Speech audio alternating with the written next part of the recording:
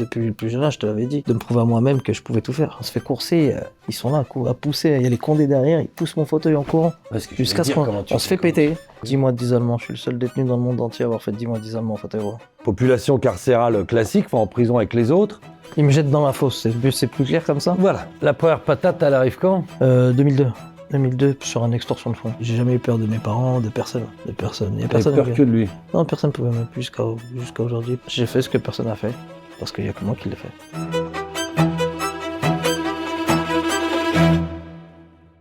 Aujourd'hui, je reçois Djilali, qui est originaire de Vitry, en banlieue parisienne. Alors, Djilali, il a un parcours dans la criminalité, extorsion de fonds, faux billets, stup, braco, à peu près la totale. Avec une particularité tout de même, c'est que Djilali, il a effectué toute sa carrière criminelle en fauteuil roulant. Bonjour Djilali. Bonjour Jérôme. Djilali, toi tu grandis à Vitry, en banlieue parisienne pour ceux qui ne sont pas du coin, hein, c'est dans le 94 au sud de Paris. Je nais à Ivry, dans une clinique à Ivry, mais je grandis à Vitry-sur-Seine, à la cité Henri Barbus. Je suis un bébé qui est né normal. Et puis au fur et à mesure des mois qui précèdent, on découvre que je suis atteint d'un cancer de la moelle épinière à l'âge de 6 mois. Ok, donc tout bébé, cancer. Tout bébé qui dit cancer, chimio, radiothérapie, ce qui est pour un bébé de 6 mois, c'est un miracle d'avoir survécu à ça, tu comprends. C'est même presque du jamais vu, tu vois. Surtout à l'époque des années 80. Et puis donc à la guérison de mon cancer, j'ai hérité de ma paraplégie. En fait, ils ont sanctionné ma moelle épinière. Ah oui, ils ont dû couper la moelle épinière, et ce qui fait que tu t'es retrouvé... Ouais, c'était soit je devenais paraplégique, soit je faisais plus partie de ce monde. Voilà, donc j'ai grandi toujours en fauteuil et j'ai jamais connu la marche et... Ouais, je suis fait avec. Casiné en fauteuil. Exactement, c'est ça. Alors, ta jeunesse, elle se passe comment? J'enchaîne que les hôpitaux dans les premiers temps. Jusqu'à, je crois, à peu près 3 ans, l'âge de 3 ans. Je peux pas rentrer chez moi. Ça, je te le raconte après les dires de mes parents. Ensuite, en fonction de mon âge, on commence à me placer dans un centre de rééducation à l'âge de 3 ans. Je crois que je monte sur un Ferrari à l'âge de 4 ans. Quand je te dis Ferrari, sur un fauteuil roulant. Ok. À partir de là, je m'adapte à ce fauteuil qui fera partie de ma vie, qui est entre guillemets mes jambes. Et puis, je grandis qu'en centre de rééducation. En centre de rééducation, je les enchaîne. Je les enchaîne parce que... Pourquoi je te dis je les enchaîne? Parce que je me fais virer à bout d'un moment. Je commence à faire des bêtises pour pouvoir rentrer chez moi. Ouais, t'en peux plus des institutions spécialisées, quoi. Ouais, c'est ça. J'en pouvais plus du tout, tu vois. À partir du moment où on m'accordait des permissions le week-end, tu vois, j'avais quelques week-ends. Et j'étais tellement bien reçu à la maison, tu vois. Ils avaient besoin de me voir. J'étais l'enfant fragile, la petite mascotte, tu vois. Donc, surtout... au quartier aussi, tu vois. Donc, je me dis, c'est tellement beau. Qu'est-ce que j'ai à foutre dans un centre de rééducation? Tu vois, c'était pas pour moi, les centres. Ça veut dire que j'étais entouré que de médical, l'école médicale, kiné, soins. J'étais pas dans mon cocon. Donc, et là, j'ai commencé à faire des bêtises où je voulais vraiment rester chez moi. Mais tu voulais qu'ils te virent? Je voulais être viré pour être comme tous les enfants normaux. Valide, aller à l'école normale, mais je savais que je ne savais pas à ce moment-là que c'était compliqué parce que j'étais un môme, tu vois. Mais c'est ce que je voulais, en fait. Là, t'es quoi? T'es adolescent? Là, je suis un enfant. Ah, là, c'est quand t'es vraiment petit, là? J'ai 10 ans. Je sais que ça a 10 ans parce que je passe devant un juge la première fois au tribunal, c'est à l'âge de 10 ans. Ah oui, t'es déjà devant un... Mais qu'est-ce que t'as fait pour te retrouver devant un juge? J'ai brûlé une classe. T'as brûlé une classe? Ouais. Ah, est-ce que j'allais dire que tu fais quoi comme genre de conneries pour essayer de te faire virer? Déjà, je refusais les soins. Je refusais les soins, d'aller au kiné, d'aller à l'ergo, d'aller à l'école. J'étais un petit enfant fouteur de merde, tu vois. Un diable. Mais encore une fois, c'est vraiment pour rentrer chez moi, juste pour retrouver ma famille. Tu vois, je la voyais jamais. Mais quand ils partaient en Algérie l'été, je pouvais pas y aller avec eux parce que c'était pas apte à me recevoir. Il y a un jour, j'ai brûlé une classe et puis je me retrouve au tribunal, devant un juge des enfants, à l'âge de 10 ans. J'ai mon grand frère, paix à son âme, qui est à côté de moi aussi, pour un vol. Mais on passe le même jour, moi et lui. Lui, il a 14 ans, moi j'ai 10 ans. Oui, alors, on va s'arrêter 2 minutes sur la fratrie, sur la famille. Toi, vous êtes combien d'enfants dans la famille? 4 garçons, 2 filles. Et celui qui est à côté de toi, alors par rapport à toi, il est... Le deuxième. Toi, t'es de la fratrie. Moi, je suis le quatrième. Quatrième. Ouais. Lui, c'est le deuxième garçon. Ah, ton prénom, comment il s'appelle? Djeloul. J'ai un autre grand frère au-dessus, Zahir, au-dessus de lui, d'1 an d'écart. Là, Djelou, il est à quoi? 1 an de plus que toi? Il a 14 ans, moi j'ai 10 ans. Ah oui, il a 4 ans de plus que toi. On s'arrête un peu sur lui, parce qu'on va en reparler beaucoup de ce grand frère qui va compter pour toi. À vous retrouver tous les deux au tribunal pour enfants, 14 et 10. Alors lui, il est là pourquoi, tu me dis? Je crois, pour un vol, pour un vol. Parce que lui, c'est déjà un tapeur, un Ouais, toucheur, c'était déjà un voleur. un petit délinquant. Ouais. Qu'est-ce qu'il dit le juge quand il te voit? Qu'est-ce qu'il te dit? Il se base plus sur moi et en fait, il me dit que il va m'éloigner de ma famille. Et moi, c'est la première fois et la dernière fois que j'ai pleuré devant un juge. Tu vois, il me dit que je vais t'éloigner de ta famille et puis j'atterris dans un centre de rééducation dans le sud. Il n'a pas compris que tu faisais ça justement pour te rapprocher de la famille. Et en punition, il ne trouve rien de mieux que de t'éloigner encore plus. Et c'est ce qui s'est passé. C'est quand même étrange. Il n'a pas compris peut-être je me suis pas peut-être exprimé sur ma il voit bien ma dans quel colère. état t'es, Ouais, exactement tu vois. aussi, tu vois. Mais t'as dû le connaître ce juge à l'époque, Patrice Filleul. Là. Ça te parle pas? Ah oui, pourquoi? Il a été très connu à Créteil. Ah oui, d'accord. Bon. Je connais moins le tribunal de Créteil. Ouais. Et puis donc j'atterris dans le sud. Mais là je pleure avant dans son bureau je pleure. Hein. C'est vraiment la première et dernière fois. Je comprends la colère, d'où après mon histoire, ça continue. Oui, bah là, ça sème les Tu vois, à la base, graines de la... à la base c'est pas pour être un voyou ou quoi que ce soit que je faisais ces bêtises, c'était vraiment juste pour retrouver mon chez moi. Ouais, pour être avec tes parents, tes C'est frères et tout. sœurs. C'est comme ça, mais j'ai jamais connu un môme qui sort d'un centre de rééducation pour aller au tribunal à l'âge de 10 ans, tu vois. Et du coup, bah, j'atterris dans le sud, et puis là, j'ai compris que c'était fini, là, j'allais tout niquer. J'allais tout niquer dans le sens où j'allais foutre la merde partout. Partout où j'allais, ça c'était sûr. Je suis resté 3 jours, je faisais que 4 jours, maximum 10 jours dans un centre de rééducation. Après, t'éjectais, ils ont pas... Ouais, après j'ai éjecté, après il fallait le temps de l'inspection académique retrouver un centre de rééducation. Du coup, bah, à ce moment-là, ce laps de temps où je suis dans l'attente d'un centre de rééducation, je suis chez moi. Je suis chez moi qui est pas adapté, j'ai juste une infirmière à domicile qui vient pour mes soins matin et soir. Mais là, je suis en plein kiff en fait. Là, je kiffe, je suis avec ma famille, je suis avec mes frères, je suis tout, et puis je suis avec mes amis d'enfance du quartier qui me reçoivent comme si j'étais pas un môme invalide, tu vois. Donc, et puis là, je commence à... Parce qu'il y a une bonne solidarité dans le quartier. Ah ouais, tout le monde s'entendait bien, tu vois, en plus, que ça soit les plus grands me kiffaient, j'étais vraiment reçu, vraiment comme une mascotte. Et puis donc, ce temps libre, je kiffe, je suis à la cité, je suis avec mes amis, je m'adapte à leur quotidien et les petites bêtises et je suis un môme qui a pas froid aux yeux, tu vois. Dès le plus jeune âge, je suis quelqu'un qui a pas eu froid aux yeux. Après, c'est peut-être le vécu aussi, le fait d'être déjà un bébé miraculé, qui devait pas avoir lieu d'être là ce jour-là, tu vois. Quand tu fais le couillon avec tes potes de quartier, là, tu te dis quoi? Je vais être comme eux? Moi aussi, je peux faire le couillon? J'en sais rien, c'est de la psychologie de bistrot, mais... Non, bon. je me dis juste, bah ouais, je veux faire ce qu'ils font. Et je me dis juste que je regarde mon fauteuil et je me dis, mais c'est pas ça qui va m'arrêter, c'est pas ça qui va pas m'empêcher de faire ce que j'ai envie de faire. Donc je fais et j'essaye de faire plus. Et j'ai réussi à faire plus que des valides, je crois. On parlait de ça, tu as donc un grand frère, Djeloul, qui a 4 ans de plus que toi, Ouais. qui lui a choisi, d'après ce que je comprends, la voie de Mes deux la... grands frères. Ah, les deux, ils sont dans le... Les deux, le plus grand, il a commencé plus tard. Djeloul qui a commencé le premier. Alors lui, je sais pas, raconte-nous un petit peu, qu'est-ce qu'il fait, comment il... Bah lui, il démarre dans les Valmes armées à l'âge de 15 ans, je crois. Ah oui, dans les braquages, donc Ouais. dès l'âge de 15 ans. Ouais, dans les braquages de banque. Il se fait attraper, il multiplie tous les jours, il allait presque tous les jours taper. Donc en 95, les banques, ça paye encore. Effectivement, je dis ça parce que ça me Exactement. permet d'avoir des repères Ouais, c'est ça, y a techniques, on va dire. Ouais. Et en 95, ça paye encore. Alors, il fait pas en plus les banques par hasard, ton frère. Vous êtes quand même originaire De Vitry. de Vitry. On est quand même Ouais, obligé c'est ça. d'en parler. C'est Ouais, bien sûr. la c'est capitale des bracos. des braqueurs d'Île-de-France. Hein, Ouais, c'est ça, ouais, c'est ça.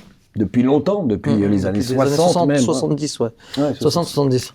Comment ça s'explique d'ailleurs? Comment ça s'explique? Alors ça, par contre, Vous, après... c'est de génération en génération. Ouais, c'est-à-dire que quand il y a des mecs qui ont commencé, ça s'est transmis. Voilà, ouais, exactement. En plus, même les anciens venaient des quartiers que Ouais, vous habitez, ouais. là, à Vitry. Et même, t'as vu, Vitry, il n'y a pas de point de deal réellement, tu vois ce que je veux dire, tu vois, c'était vraiment le vol.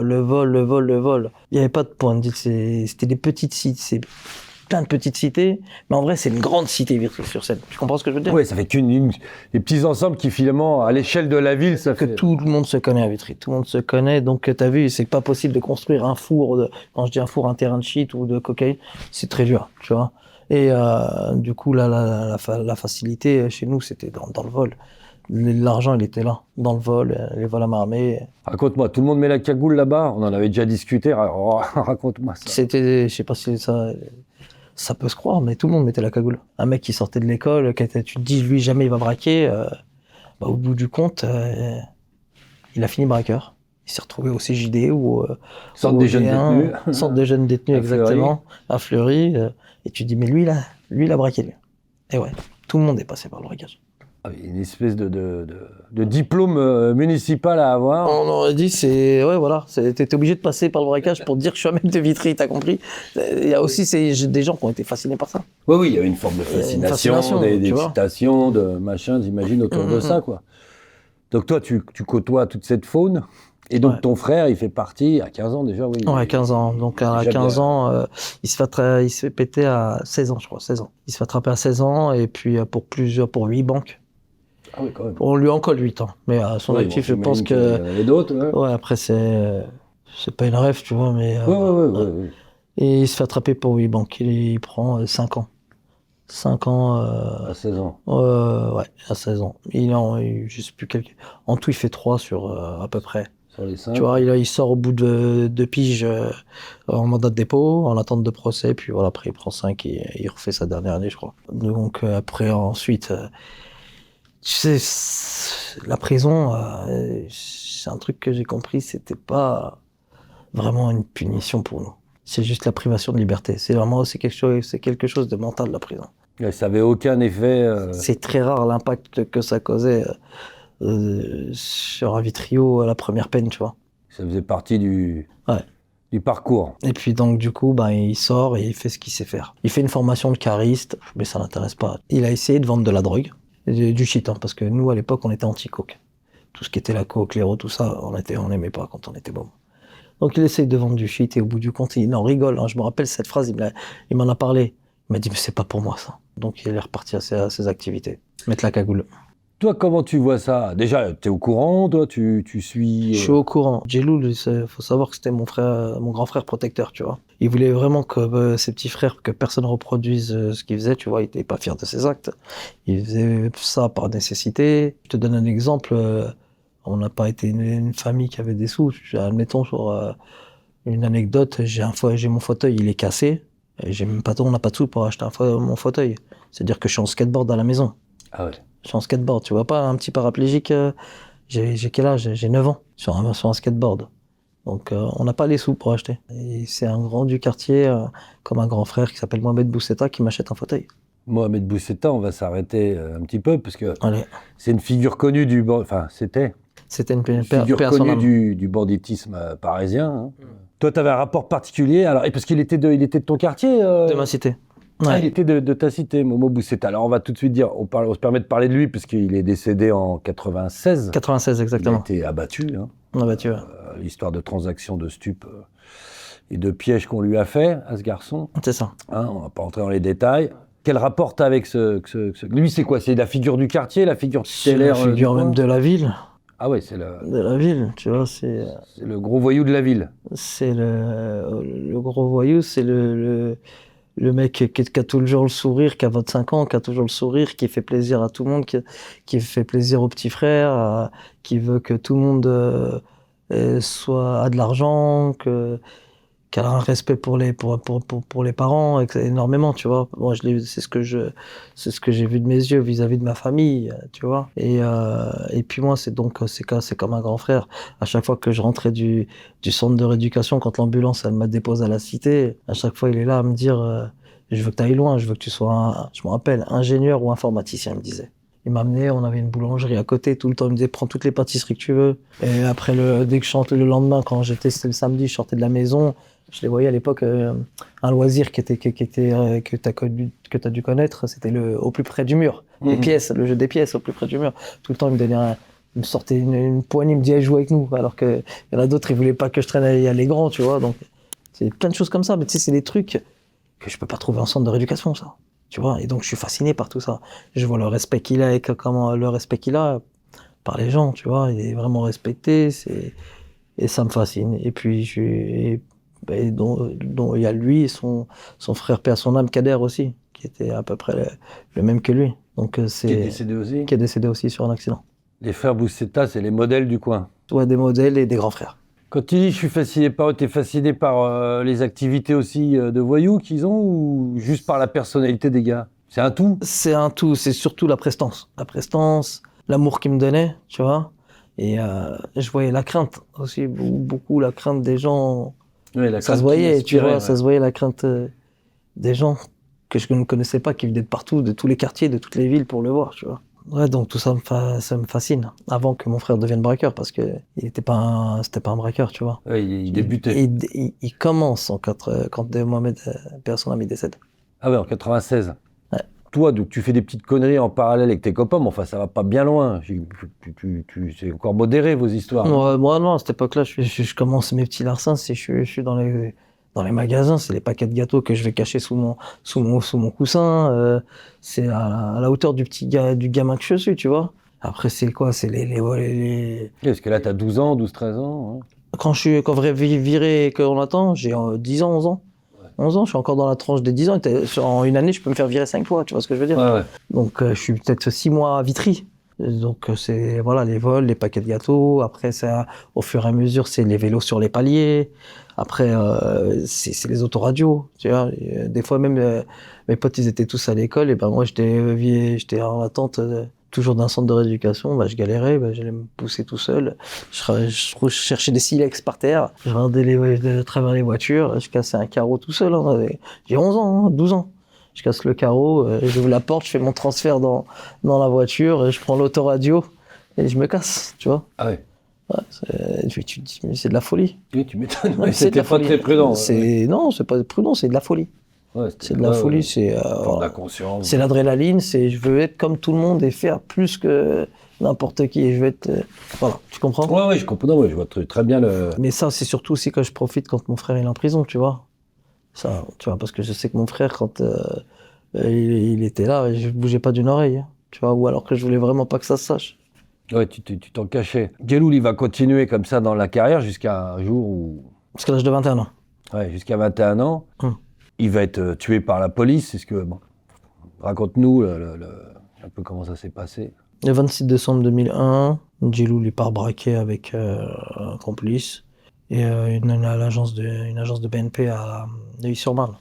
Ben, à la sortie de la banque, bon, il sait qu'il y a les condés. Je me rappelle comme si c'était hier parce que son complice, c'était mon ami. Et puis son complice m'a expliqué, entre guillemets, je te fais un détail. Je suis sorti le premier du SAS. C'est mon frère, typique. Sauf toi le premier, tu vois, et t'inquiète. Donc, vu que lui, il est encore à l'intérieur avec une otage, mais avec des pistolets factices. Oui, c'est ça, il braquait toujours avec des armes Toujours avec des factices. pistolets factices. Du coup, donc, le premier, il arrive à prendre la fuite. Et à ce moment-là, mon frère, il se fait ouvrir le sas avec une otage. Il sort. Et dès qu'il sort, il se fait tirer dessus. Mais à ce moment-là, il lâche le pistolet. Parce que là, je crois qu'il en prend une dans le poignet aussi. Donc, il lâche le pistolet, qui est un jouet, encore une fois, et il court. Ça veut dire qu'il donne son dos à la police. J'étais sur les lieux après le décès. Et puis on tire. Mais il n'y a qu'une balle. Je me rappelle encore, il n'y a qu'un impact de balle qui est à côté du sas, qui est en bas. Sinon, tout le reste, ils sont à hauteur d'homme. Toutes les balles, il les prend dans le dos et une dans le cou. Et il court au bout de 30 mètres, il court et il tombe par terre. Donc voilà, il est mort d'une bavure policière, ça s'appelle. Parce que quand on tire dans le dos, c'est plus de la légitime défense. Surtout qu'après, comme je t'ai dit, j'étais sur les lieux, j'ai la voisine. Je me suis renseigné, je voulais me faire Ouais, ton opinion. Ouais, exactement, tu vois. Et puis, elle m'a dit, ils ont tiré pour tuer. Parce qu'il y avait une balle en dessous de sa fenêtre ou de son balcon. Tu t'imagines? C'est-à-dire, c'est quoi? C'est que vous voulez viser que la tête. Oui, forcément, c'est pas les pieds. Ouais. Alors, comment vous apprenez ça, la famille? Je suis déjà à la base, 2 semaines avant le décès de mon frère, je sors d'une hospitalisation. Je sors d'une hospitalisation où j'ai des points de suture, des agrafes au niveau de la hanche suite à une fracture. Et puis, j'ai pas le droit d'être sur mon fauteuil. Je dois être que alité. Et puis, donc, du coup, je suis alité. Puis, le 26 décembre, le téléphone, il sonne. Moi, je savais que mon frère était parti braquer. Je savais que mon frère s'était fait péter, à mon avis. Mais est-ce que t'as pas eu de nouvelles? Il était pas revenu? Parce qu'en fait, son complice, je l'ai vu, je suis quand même sorti ce jour-là. Je m'inquiétais vu que je savais qu'il était parti braquer. Et j'ai vu son complice qui m'a dit, je crois que ton frère, il s'est fait péter. Tu vois. Ah oui, donc toi, tu penses qu'il est arrêté? Donc, je pense qu'il a arrêté. Après, je me dis, récidiviste, tu vois, Allez, c'est le jeu, tu vois, c'est encore une fois le placard, c'est relou, mais il est là en tout cas, tu vois. Mais au bout du compte, donc du coup, je rentre chez moi, j'attends, pas de nouvelles. Et le téléphone il sonne, c'est ma grande sœur qui décroche. Et puis elle pleure, elle crie. J'ai compris tout de suite. Je me suis même pas arrêté. Je suis monté sur le fauteuil, j'ai mis mes baskets, j'ai dit à mon petit frère, vas-y, viens, on sort. J'ai pas cherché à rester auprès de ma mère, je sais pas qu'est-ce qui m'a pris, mais j'ai voulu juste sortir et j'ai dit, viens, on va prendre l'air. Le lendemain, moi qui est très fragile, encore dû à la fracture, etc. Le lendemain, 6 heures du mat, la BRB, elle casse la porte. La BRB à mitraillette, cagoulée, tout. Moi, j'essaye de me lever, parce qu'en fait, à ce moment-là, je suis assis, je suis sur un matelas à côté de ma mère, vu que je suis fragile, à côté de son grand lit de place, dans sa chambre. Sachant que je dormais à la base avec mon grand frère Djeloul. Là, je dormais avec ma mère. Et puis, j'entends la porte claquer, je me lève pour m'asseoir sur le matelas. Je me reçois d'un coup de pompe dans le thorax. Tu vois. Mais si tu vois ça, j'ai quel âge? J'ai 17 ans. Ça, pour moi, c'est des scènes de guerre. Je vois ma soeur, il lui enlève le voile. Et il casse tout. La veille, vous tuez mon frère, le lendemain, vous venez tout casser à la baraque. Et en plus, après, ils prennent mon grand frère. C'est fort quand t'es môme, tu vois. Est-ce que toi, vous aviez déjà vécu des perquis, j'imagine, avec J'en ai les vécu. activités de tes frangins? Ouais. Vous avez déjà eu les perquis? Bon, là, c'est Depuis le plus jeune âge, on a connu que les perquises, tu vois. Alors, j'ai oublié de dire, la BRB, c'est Brigade de répression du banditisme. C'est une Exactement. brigade spécialisée dans les vols à main armée. Les voyous, dans les vols à main armée. C'est 36, ça paraît. C'est ça, exact. À partir de ce jour-là, ça va te faire basculer, toi, la mort de ton frère. Comment ça se passe? Déjà, je prends un coup de marteau. Je suis assommé. Le tournant de ma vie où là, ça fait basculer le cerveau de Djilali, c'est après que je lui dis au revoir quand je suis parti en Algérie. Parce qu'en fait, il faut savoir que quand mon frère décède, je vais à la morgue au quai de la Râpée. Je le vois à travers une vitre. T'as vu, sur un fauteuil, je le vois à peine, tu vois. Je le vois à peine et je dis c'est pas possible, faut que j'aille lui faire un bisou quand même. Donc on attend le lavage mortuaire de l'imam, tu vois, pour qu'il puisse repartir en Algérie. Et puis donc au lavage mortuaire, repars avec mon grand frère et un ami à moi, un ami à mon frère. Donc j'arrive là-bas, mais en fait ma cicatrice elle éclate parce que je suis trop resté sur le fauteuil.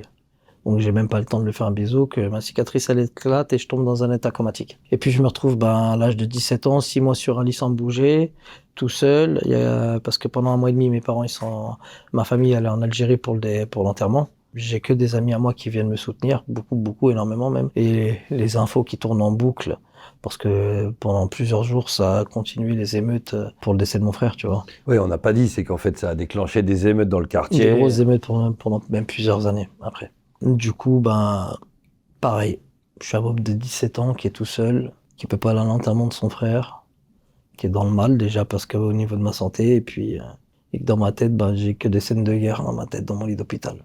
Et je fais rien. Du coup, je sors, j'attends l'été, quelques mois plus tard pour aller en Algérie pour voir mon frère.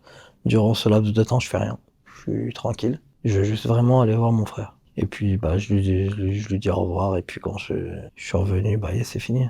Je suis un autre Djilali. Je suis le Djilali qui avait peur que de son grand frère. Vraiment. J'ai jamais eu peur de mes parents, de personne. Il y a personne. Peur que de lui. Non, personne ne pouvait m'effrayer jusqu'à aujourd'hui. Personne ne peut m'effrayer à part d'autres seigneurs, tu vois, mais sinon, que de lui. Alors, qu'est-ce que tu décides quand tu rentres là? De tout niquer. C'est clair. Moi, c'est clair. Hein. De tout niquer. De faire ce que personne n'a fait dans ce bas monde en fauteuil roulant. Faire le voyou en fauteuil. Ouais, c'est-à-dire faire le voyou. Si je pouvais éclater des condés, je les aurais éclatés. J'avais aucune limite. Aucune limite. La rage. C'est la rage, c'est l'adrénaline aussi. Il y avait aussi l'adrénaline, hein, tu vois. Il y avait l'adrénaline. Et me prouver à moi-même que aussi, encore, depuis le plus jeune âge, je te l'avais dit, de me prouver à moi-même que je pouvais tout faire. Parce que tu le voyais comment, ton avenir? Si tu enlèves l'histoire de la délinquance. En fait, j'étais un grand joueur d'échecs. Ah oui. Ouais, j'aimais beaucoup les maths. C'est-à-dire, je te donne un exemple, mes cours de CM1, je les faisais avec la CM2, tu vois, etc., tu vois, donc j'étais fasciné énormément par les échecs. Ah non, je me voyais pas c'était pas comme ça que je me voyais, tu vois. Ouais, tu devais avoir un boulot, un machin. Ouais, on parle pas que du drame de mon frère, hein. Attention, il y a aussi le coup psychologique, le fait que je vois pas ma famille, tu vois, ça a mis un coup, ça aussi. Que le juge qui veut me priver, ça reste marqué, tu vois. Et je vais t'expliquer, on m'a envoyé à l'hôpital psychiatrique à l'âge de 11 ans. Je suis resté 1 semaine. Pourquoi? Parce que le mec, le petit bonhomme, il est trop turbulent, il fait que des bêtises, donc faut le mettre à l'hôpital psychiatrique? Alors que je suis un garçon qui est plus intelligent que des intelligents. Ouais. Tu comprends? Et carrément, c'est l'assistante sociale et le médecin de là-bas, ils ont dit, mais il a rien à faire ici. Ouais, là, ça partait en sucette. Et puis même, je pouvais pas avoir peur. T'as vu, avec tout ce que j'ai vécu, j'ai connu que les centres médicaux, Ah bah forcément, la mentale était forgée. Ouais, Ouais, voilà, tu vois. ouais ça endurcit. Mais Ça toute ma vie, endurcit, ouais. ouais, toute ma vie, elle était enfermée de toute façon. Le placard, ça pouvait rien me faire. Jérôme, la première fois que j'ai vu le placard, pour de vrai, hein, je dis, ah, c'est ça le placard. Pourtant, c'est la première fois que je suis au placard, je suis à Fleury, je suis avec des détenus, 2 clans d'eau, 6 lits superposés, je peux même pas aller me doucher parce que c'est pas adapté, rien du tout, hein, au D4 à cette époque-là. Je fais quelques jours en attente de procès. Normalement, c'est censé me dire, waouh, c'est compliqué pour moi avec mon Ouais, handicap. pas bon, là. Ouais. T'as compris? Mais je vais plus jamais de ma vie. Je dis, ah, c'est ça le placard. Mais tous les jours, je savais que j'allais retourner au placard. Bon, tu décides de faire le voyou, en tout cas de faire le hors-la-loi, le délinquant, embrasser la marginalité. Ouais. Bon, t'es en chaise. Moi, je vais être rationnel. Hein. Tu te dis, qu'est-ce que je peux faire? Parce qu'ils font du braquage à Vitry. Alors, tu vas pas les braquer en chaise en plus. Non. Tout le monde va te reconnaître. Exactement. Hein. Bah, On va dire, ah, c'est Djilali. faut être un clown. Voilà. Ou alors, il y a un mec qui veut se faire passer pour toi. Mais t'as vu, j'en ai vu qui avait fait une ruse pour entrer dans une banque. Là, ils avaient déguisé un mec sur une chaise roulante. Là, j'ai vu il y a pas longtemps. Bon, peu importe. Qu'est-ce que tu te dis? Tu te dis, ok, je vais faire le voyou, mais je vais faire quoi? J'essaie de vendre de la drogue comme tout le monde. Mais à ce moment-là, en fait, j'essaie de toucher à tout en même temps. Je vais pas me caler dans une spécialité, tu comprends? C'est-à-dire que les cambriolages, tu te dis, bah là, tu vas te poser la question, mais comment tu Bah fais? oui, c'est ce que j'allais dire quand tu cambrioles en chaise. C'est un truc que j'ai répété, tu vois, à dire, c'est que c'était pas difficile en vrai. Mes amis, je prends 2-3 amis avec moi, et qui va me casser la porte pour rentrer dans l'appartement avec un pied de biche ou autre, et puis je rentre. Je rentre et je me sers de ce que je peux prendre. Et puis au copé, même si je trouve rien à prendre parce qu'ils ont été tellement rapides, ben à la fin on partage tous ensemble, on a été ensemble, tu vois. Ouais. On est une équipe, tu comprends. Après je me rappelle encore les yes cards, tu te rappelles les yes cards? Ouais. Les fameuses cartes bleues avec Qui disent oui tout le temps. Qui disent oui tout le temps. J'ai tout, j'ai des faux billets. Ah, attends. Parce que quand tu vas voir tes potes là, tu leur dis, bon, les gars, fini de rigoler, je vais faire comme vous, on va monter une petite équipe. Qu'est-ce qu'ils te disent? Non, Ils on disent se dit pas, hey, comme Djilali, ça. reste à la maison, on va partager à 4, mais toi, t'as pas besoin de venir.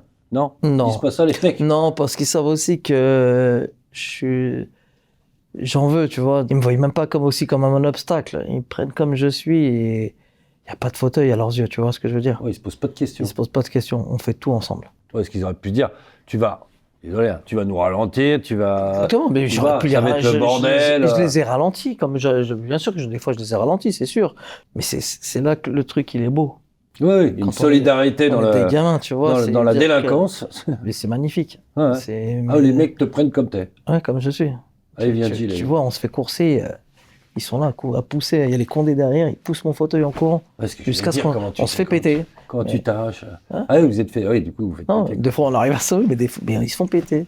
Et tu te rends compte parce qu'il a poussé mon fauteuil. Non, personne m'abandonne. Tu vois. Mais c'est magnifique, c'est beau.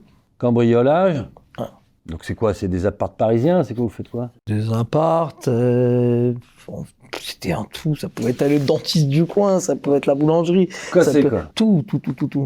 Les stupes, c'est quoi? C'est du shit que tu Les as? stupes, dans les débuts, c'est du shit. Après vient la cocaïne, un peu plus tard, tu vois. La cocaïne. Après, au début, c'est un petit terrain que je construis, qu'on a, tout ça, avec mes potes. Mais je suis pas fasciné. Je suis pas fasciné par ça, tu vois. Ouais, mais il n'y a pas d'adrénaline dans les stupes. Ouais, exactement. Posé, puis t'attends que le client arrive. Quoi. Je suis pas fasciné, t'as les vols à main armée. Les banques, ça marchait encore à cette époque-là, tu vois. Donc, nous, on était plus à chercher des ouvreurs. Des ouvreurs, c'est quoi un ouvreur? Un ouvreur, c'est un mec qui veut faire des sous, mais c'est pas un voyou, rien de tout ça, mais qui est un peu perdu on sait qu'il est un peu perché, tu vois.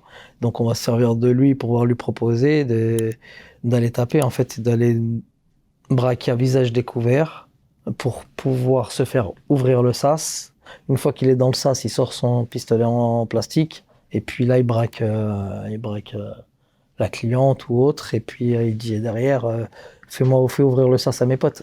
Tu comprends? Oui, il fait ce qu'on appelle l'ouverture, quoi. Ouais, exactement. Donc fait l'ouverture.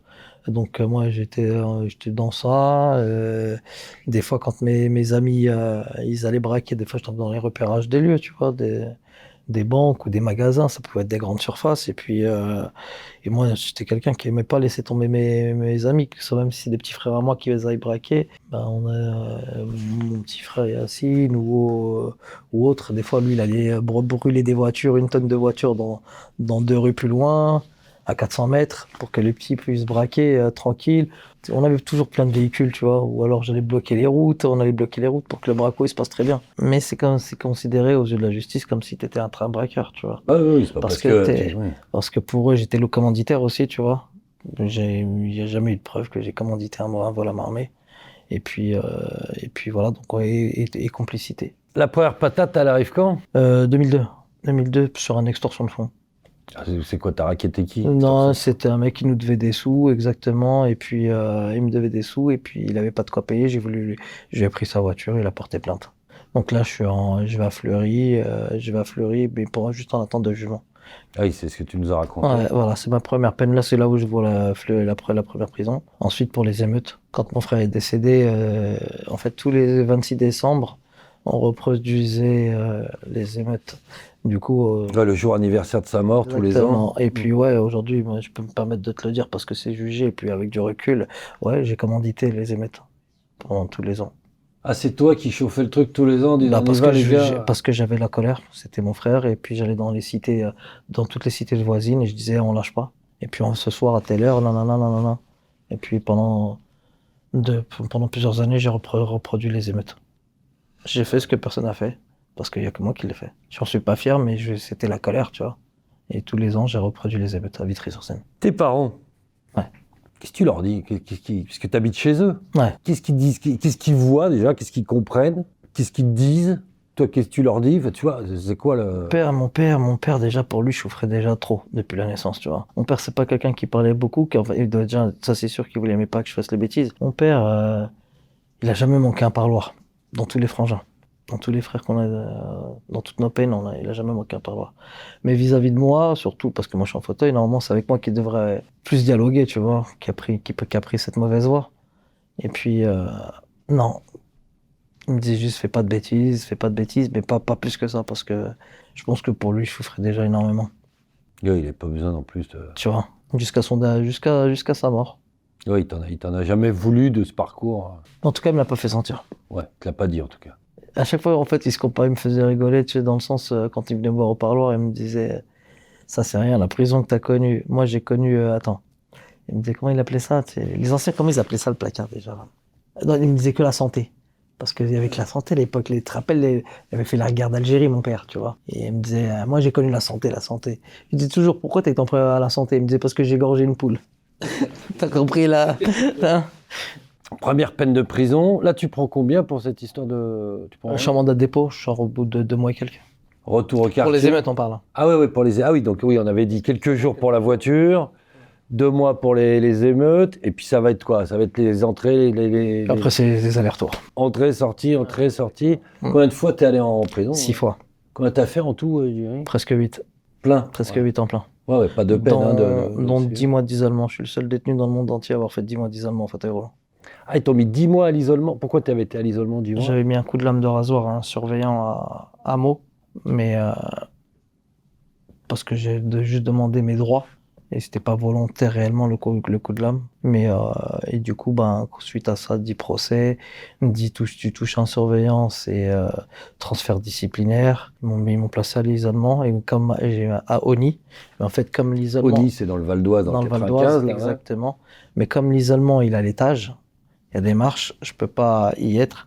Donc ils m'ont mis aux cellules isolées avec les protégés, tout ce qui est pédophilie, Oui, les les violeurs, balances, les victimes, etc. Mais voilà, mais donc je suis dans ce bâtiment-là, mais en tant qu'isolé, isolement. Avec promenade tout seul, avec un régime strict, encore pire que ceux qui sont en isolement. La prison, quand même, quand tu y arrives, on en avait parlé de ça. T'es en chaise. La prison, c'est violent. C'est un monde de tension, un monde violent. Ouais. Quand tu arrives en fauteuil, tu te dis, parce que nous, on pourrait s'imaginer que tu as des prisons adaptées plutôt pour les gens qui ont un handicap ou un... Ouais. Non, en fait, ils te mettent en population carcérale classique, en prison avec les autres. Il me jette dans ma fosse, c'est plus clair comme ça? Voilà, tu vois, voilà, l'image elle est mieux, quoi, celle-là. Tu vois, il te balance au milieu des fauves. Mm. Au début, tu t'es pas dit, bon, même si tu viens de Vitry, même si tu as des potes, c'était quoi l'attitude des autres déjà quand ils t'ont vu arriver, la promenade, le truc, enfin, tu vois. L'attitude des autres, beaucoup sont choqués, beaucoup sont peinés. Je me suis posé la question plusieurs fois comment j'ai été aussi vite bien reçu. Comment j'ai jamais eu de galère. Après, je pense que à cette époque-là, tu sais, l'histoire de mon frère a fait le tour du monde. Tu vois. Et puis, je connaissais déjà, même à mon jeune âge, je connaissais beaucoup de monde dans plein de placards, tu vois. Et je suis un petit qui a grandi chez les grands, tu vois. On a beaucoup d'amis, toi et moi, en commun, tu vois. On en a parlé déjà. Et puis voilà, donc ça a été une facilité pour moi d'être bien reçu en prison et de pas avoir de galère. Mais sinon, on en avait parlé exactement. C'est très dangereux de mettre une personne à mobilité réduite dans une prison, parce qu'il n'y a aucune prison adaptée. Et de mettre un mec en fauteuil dans une promenade de 150-200 personnes, faut avoir l'air insolide. Il y a peu de gentils garçons dans ces endroits-là. Il y a peu de gentils garçons, il faut vraiment avoir l'air insolide pour pouvoir surmonter. Je t'avais déjà cité un exemple, il suffit que tu tombes, moi, le mec en fauteuil, c'est un fils de bonne famille, ou je ne sais pas, tu vois, il est là pour un alcool au volant, je sais pas, n'importe, hein, il peut avoir tapé quelqu'un, bref, un vol. Mais le mec, il est super bien habillé dans son fauteuil en promenade. Et t'as deux gamins à côté qui n'ont pas une thune, qui n'ont même pas une boîte de Ricoré, et ne serait-ce que du tabac roulé dans leur cellule. Ils voient le petit bonhomme en fauteuil avec une belle paire de TN, de Nike ou autre. Et forcément. Il se dit quoi? Il va me faire quoi, le mec en fauteuil? À lui prendre, on peut rien faire, hein, tu vois. Après, c'est la loi du plus fort, la prison. Oui, c'est la jungle. Tu vois. Et qu'est-ce qu'il va faire, le mec en fauteuil, s'il se fait racketter? Il va se défendre comment? Il fait quoi? Il est cuit. Ne serait-ce que, voilà, là, je te donne un exemple. Mais à côté de ça, t'as pas de rééducation en prison. Et une personne, un paraplégique, on va se donner, moi j'ai vu que je suis paraplégique. Un paraplégique, il a besoin de rééducation. Il a besoin de soins, tu vois. À part l'infirmerie, t'as quoi? T'as rien d'autre. Et un jour, ils vont te mettre un matelas médicalisé. Ils vont te dire, bah, c'est une cellule adaptée. Mais c'est du foutage de gueule. Une fois, je suis à Villepinte. Je suis à Villepinte 2016. Je fais de la rétention d'eau. Et puis, à un moment donné, je suis engorgé, je suis en surcharge. Je le sentais comme paralysé. Ça attaquait mes artères, mon bras, j'arrive plus à l'utiliser. Comme si paraplégique, paralysé, mais surtout ça attaque les nerfs et ça me brûle. Et je sonne, il est quelle heure? Il est minuit passé, je sonne à l'interphone. Toute la nuit, il a jamais répondu. Le surveillant, personne n'est venu. Et j'ai réussi à surmonter cette épreuve. Et du coup, j'ai pris des médicaments, des diurétiques, etc., qui ont fait que j'étais rempli d'œdèmes, qui m'ont fait évacuer les œdèmes. Mais imagine-toi ce laps de temps où j'étais en train de souffrir. Hein, personne n'est venu, j'aurais pu claquer, je sais pas. Alors, on va parler un peu de tes activités criminelles. Ça monte en gamme, c'est quoi? Cambriolage, bon, on a vu l'histoire de la voiture, le cambriolage, bon, les émeutes, ça n'a rien à voir, ça c'est autre chose. Les braquages, puis il y a les stupes aussi.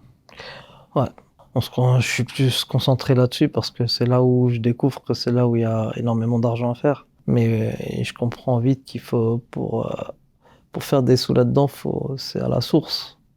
Tu vois, et puis il faut des contacts. Après les contacts, il y en a beaucoup qui se font en prison. J'ai voulu qu'on fasse la cocaïne, aller chercher la cocaïne. Et puis donc on a commencé aussi l'importation d'Amérique du Sud. Et puis je me rappelle, la première fois c'était par le Brésil, je crois. Non, la République Dom. Et par la Repdom. Ouais, j'ai commencé par la Repdom. Qui est un des hubs, donc c'est dans les Antilles, c'est un des hubs commerciaux, on va dire, de la cocaïne, hein, qui arrive du Venezuela juste en face, généralement et de la Colombie juste en face. Ouais, on cherchait, on pratiquait comment avec mes amis, c'est on cherchait beaucoup j'envoyais toujours des amis à moi, des petits frères ou autres, chercher des passeurs ou des passeuses, et qui sont prêts à tout pareil pour prendre l'avion jusqu'à l'autre bout du monde pour pouvoir.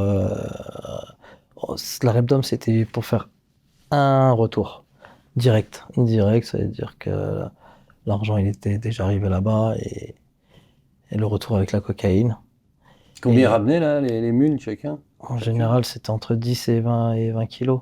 En général, mais sinon la plupart du temps c'est entre 5, 10, 15, tu vois. Oui, ça fait déjà une grosse quantité, beaucoup d'argent. La plupart du temps c'était entre la Guadeloupe et la Martinique qu'on faisait les voyages. Avec la Martinique Avec les passeuses à l'époque. Et après, non, j'ai continué dans l'échange de shit contre la cocaïne. Ah, ça, je veux bien que tu en parles, parce que ça a été un grand classique. Ouais, c'était un classique, ça. Parce que dans les Antilles, ils n'ont pas de hashish, ils n'ont pas de shit. Exactement, ça vaut une tonne, c'est de l'or. Ils ont de la bœuf là-bas, mais ils n'ont pas le hash. Un kilo de shit, c'est de l'or. Au début, c'était 1 kilo de bédo contre 1 kilo de cocaïne. Après, ils ont vu comment, à Paris, qu'est-ce qu'on faisait, je pense, ou en France. Et là, après, c'était 2, tu vois. C'était 2 contre 1. Ouais, donc, ils ont quand même réalisé que... Exactement, on envoyait des passeurs avec 10 kilos de bédo, 20 kilos de bédo dans la valise, ce qui est équivalent de 10 kilos de cocaïne au retour. Ouais, le mec revenait avec 10 kilos. C'était le même qui faisait les deux? Non, c'était le même. Et si elle voulait juste faire l'aller, je crois que c'était 7005, je crois, ou 5000 juste pour l'aller. Pour l'aller? Que pour le bédo, c'était 5000. Et 10 000 le retour, je crois que c'était un truc comme ça. Ah ouais, 10 000 quand t'avais les kilos de CC et 5 000 quand t'avais juste le... C'était ça. Ici, elle faisait l'aller-retour, c'était 15 000 euros. Oui, ça commençait à faire un peu d'oseille. Plus l'argent de poche qu'on donnait, etc. Ouais, plus le séjour, la semaine payée. Etc. Ça refaisait un coup à 20 000 presque. Et puis du coup, pour ça, j'étais tombé en prison pour ça. Et j'ai jamais été accroché sur les voyages parce que je me suis jamais mouillé, tu vois. J'avais pas d'écoute, j'ai jamais été là-bas, etc. Tu vois. T'as été accroché en périphérie des dossiers. T'avais pris combien là-dessus sur cette histoire? En tout, j'ai pris, sur l'affaire de celle-là, je crois que j'ai pris 5. 5, mais en fait, j'étais j'avais 2 mandats de dépôt. J'avais mandat de dépôt pour vol à main armée, j'avais mandat de dépôt pour trafic de stupes, j'avais un autre mandat de dépôt pour trafic de stupéfiants en prison. Plus j'avais au moins 2 ans de ferme à faire. Ah oui, qui te restait, qui traînait en sursis. Oh, j'avais trop de casseroles. J'étais à peu près sur 11 ans, 12 ans, je crois. Ça a été quoi, tes dernières affaires Ouais, ça c'est 2008-2012. Et après ma dernière peine, 2014-2016, pour stup. Ah, rebelote pour les stupes. Ouais, là, c'était quoi comme affaire? J'ai récupéré 1 kilo de cocaïne pour le donner à quelqu'un. Et du bédo, et j'avais un calibre en plus dans la voiture. C'était un contrôle routier, c'était en smart. Et tu sais, à cette époque-là, le smart, c'était la voiture la plus volée. Donc en fait, c'était vraiment un contrôle. Ils me l'ont dit, les condés, en fait. Le sac, il était à mes pieds. Ils m'ont dit, c'est juste parce que la personne à côté de moi, elle a paniqué, tu vois. Et donc, c'est pour ça qu'il s'est mal passé le contrôle. Et du coup, je me fais attraper, puis je prends 4 ans pour ça. Et ils ont essayé de me coller un trafic, ils m'ont ramené le GIR, tout ça, non. Mais on connaît la chanson. Il n'y a pas de téléphone, il n'y a rien, il n'y a aucune trace, il n'y a pas une thune chez moi. Tu veux me prendre, Il n'y a que mon fauteuil à saisir. Tiens, prends-le. Donc du coup, ils n'arrivent pas et ils me collent 4 ans pour juste détention de stupéfiants. C'est beaucoup, 4 ans pour détention. Ouais, c'est beaucoup, hein. Et j'avais un calibre en télécommande. Ah, les fausses télécommandes de garage, où t'as 2 balles de 22, là. Exactement, sauf qu'elle le trouve, les condés, la télécommande. Elle accroche au porte-clés à mon frein de fauteuil. Il me dit, c'est quoi ça? Je dis, c'est pour, vu qu'il est cassé, c'est pour bloquer. Gogol, elle m'a dit, ah, ok, d'accord. J'ai fait quoi? Je l'ai démonté dans le fourgon, je l'ai caché en dessous des sièges. J'ai juste pu garder les pruneaux avec moi pour voilà. Petites bastons. J'ai juste gardé ça. Dans ce monde criminel, quand même, c'est régi par la violence. Les armes, c'est ça? Toi, comment tu fais? Ouais. Parce que bon, physiquement, pour aller te la donner, c'est plus compliqué. Alors, c'est quoi? Des armes? Comment? Toi, t'es bien entouré, t'es respecté. C'est quoi tu vois? Comment on évolue vis-à-vis des armes? Du coup, pour commencer, moi, t'as vu les armes, j'ai toujours eu des armes sur moi. Toujours. Depuis le plus jeune âge, mon grand frère qui m'a appris, Zahir, pas Djelou, là. Mon grand frère Zahir qui m'a appris à manipuler les armes. J'avais quel âge? Ouais, 17 ans. Déjà, il me mettait déjà des 11-43 dans les mains, tu vois. Ah ouais. D'où mon arme favori. J'avais toujours un 11-43 minimum sur moi. Ah oui, du coup, ça inspire un peu la... Très jeune. Oui, la méfiance. Ouais, mais après, tu sais, pourquoi avoir toujours une arme sur moi, c'était pas parce que je craignais des conflits avec des gens de cité ou quoi que ce soit. C'est parce que j'ai appris que la police tue. La police tue, donc je sais que moi aussi, j'ai pas le droit à l'erreur. Donc si la police me braque et ils essayent de tirer et que Dieu merci, j'ai pas eu à le faire du tout, jamais de la vie, hein, ni à les braquer ou quoi, tu vois, mais la police tue. En tout cas, je pense que je me serais pas laissé faire. Je pense, sûrement. Mais j'ai pas eu à faire à ça. T'as jamais eu de rapport de force, justement, dans ce milieu criminel, pas avec la police, hein, avec d'autres gens, etc. Jamais eu de problème avec ça On a eu des problèmes, mais ça a vite été réglé. Après, je suis quelqu'un de bien vu, j'ai partout... Oui, mais je pense que tu dois le savoir aussi. On a beaucoup d'amis en commun, ils te le diront et te l'ont même peut-être déjà dit. Non, j'ai pas de casserole. Tu vois, j'étais un turbulent étant jeune, j'ai peut-être faire des coups pas bien, tu vois, mais vraiment jeune. Et après, j'ai compris que, avec le temps, que dans notre jargon, c'est en portant ses couilles que c'est comme ça que en respectant la ligne de conduite et les codes, que tu feras le plus de sous, que tu seras beaucoup plus aimé et respecté, tu comprends? Et donc voilà, c'est comme ça que j'ai réussi à mener ma barque jusqu'au beau jour où j'ai tout arrêté. Alors justement, pourquoi t'arrêtes? Comment ça se passe? J'arrête en 2019 parce que je suis atteint d'une gangrène de fournier suite à une erreur médicale à la salpêtrière. Je suis resté 2 ans et demi cloué sur un lit avec un pronostic vital qui a été engagé plusieurs fois, à plusieurs reprises. Et j'étais ballotté d'hélicoptère en hélicoptère. On est dans les réa, dans les réanimations, etc. Et cette épreuve-là, eh ben, je le dis réellement, tu vois, elle m'a fait beaucoup plus de mal que le décès de mon frère. Parce qu'elle a été longue. Longue et pendant très longtemps dans la souffrance. Après, tu peux l'entendre, Ouais, mais tu peux pas le comprendre. ouais, j'imagine. Si tu l'as pas vécu. Ouais, Mais bon. j'imagine. Et puis, ça m'a remis en question sur plein de choses. Déjà, sur question de religion. À côté de ça, je suis devenu fragile définitif. Et j'ai une fragilité énorme au niveau du cœur. Parce que ça impactait sur le cœur et d'autres organes. Et puis, du coup, je pense à la prison. Je pense à tout ça, tu vois. Je me dis, qu'est-ce que je vais faire quand je vais sortir? Je peux plus aller au placard. Parce qu'avec la fragilité que j'ai, imagine, je claque. Parce que déjà, avec le nom que j'ai, avec le casier que j'ai, demain, je me fais claquer pour une affaire, parce que ça sera pas pour une petite connerie si je me fais claquer, tu vois. Et eux, ça ne les intéresse pas de me mettre au placard 6 mois, on est d'accord? On est d'accord. Donc si demain je retourne au placard, ça, je ne verrai pas le jour. Ça, c'est une certitude. Et je sais pas si j'ai la santé pour pouvoir faire 10 ans de placard, ou je sais pas, tu vois. Je pense pas même. Et de me dire de claquer dans une cellule, eh ben, j'ai tout perdu, c'est eux qui ont gagné. C'est eux qui ont gagné. C'est une phrase que Mesrine a dit. Mourir entre leurs mains, ils ont gagné. Et ça, pour moi, c'est catégorique. Ça ne peut pas avoir lieu. Donc, du coup, c'est pas après, t'as ça, t'as la maman qui est âgée, qui a subi, qui a subi. Ça rentre en compte, mais voilà. Mais la première des choses, c'est la religion. Il y a une bonne nouvelle quand même. Ben ouais, dans cette histoire exceptionnelle. Ah ouais, extraordinaire au vrai sens du terme. C'est que c'est une leçon de vie, déjà. C'est une leçon de vie pour plein de petits frères, pour plein de petites sœurs, pour toi-même, pour peut-être qui a dû passer par une intervention chirurgicale ou autre, un autre. Tu relativises, hein. Là, Oui, je relativise. T'entends ça, moi je relativise. Hein. Ouais, et peut-être que l'appendicite, si tu veux. Exactement, mais peut-être que mais ça reste une épreuve. Oui. Ça reste une épreuve, et peut-être que en m'écoutant, et tu te dis mais waouh, j'ai quelqu'un qui est très fort en face de moi. Ah oui. Je peux être un modèle, je sais pas, tu vois. Et puis du coup, c'est une leçon de vie, et je m'en suis servi parce que j'ai beaucoup été sollicité pour en faire un biopic. Oui, donc il y a des gens qui veulent raconter ton histoire en film. C'est ça. Et donc là, ça va se préciser. Ça se précise, on est en train de peaufiner les derniers petits réglages. Détails, exactement, et puis on va pas tarder à tourner là dans les prochains mois là qui arrivent là, et ça sortira sur les plateaux de Netflix. Alors c'est réalisé par Leïla Si. Là, ça sera réalisé par Leïla Si, qui est la réalisatrice de Banlieusard, avec Kerry James. Et puis je suis épanoui avec la prod avec laquelle je suis. C'est avant même d'être mes producteurs, c'était des amis, des frérots, et qui sont amoureux de mon histoire et qui veulent la porter parce que elle se doit d'être racontée. Parce que ça peut être un bienfait, cette histoire.